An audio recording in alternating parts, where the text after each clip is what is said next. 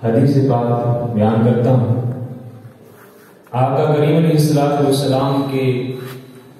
نام اقدس کی تعظیم انسان کو کامیاب کر دیتی ہے،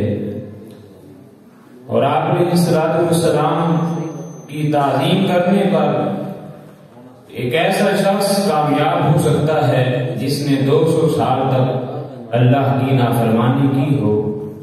تو جس کے دل میں ایمان ہو اللہ اسے اتنی کامیابی عطا فرمائے۔ حلیۃ الاولیاء میں امام ابو نعیم اصفہانی نے اس بات کو ذکر کیا ہے کہ بنی اسرائیل کا ایک شخص جس نے 200 سال تک اللہ تعالیٰ کی نافرمانی کی تھی، جب وہ دنیا سے چلا گیا تو لوگوں نے نفرت کا اظہار کر کے ٹانگوں سے پکڑ کر اسے جا کے کوڑے کے ڈھیر پر پھینک دیا، لیکن اللہ کے کلیم علیہ السلام کو وحی آئی کہ اس شخص کو آپ نے وہاں سے اٹھا کر اس کی تجہیز و تکفین کرنی ہے، نماز جنازہ پڑھنا ہے، اس کو دفنانا ہے۔ تو اللہ تبارک و تعالیٰ کے کلیم علیہ السلام نے بارگاہ نیاز میں درخواست کی کہ مولا، لوگ تو اس کے بارے میں کچھ اور گمان کرتے ہیں، وہ تو سمجھتے ہیں کہ اس نے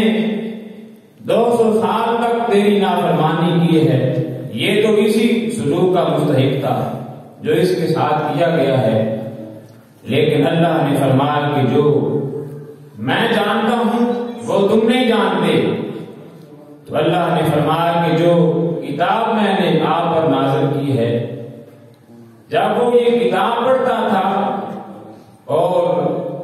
جہاں پہ آقا کریم علیہ السلام کا مبارک نام آتا تھا اس نام کو چون کر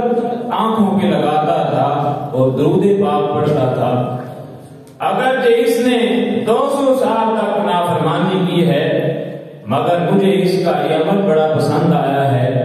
میں نے اس کے سارے گناہ معاف کر کے اسے بخشش کی سند عطا فرما دی ہے۔ تو اللہ 200 سال کے گناہگار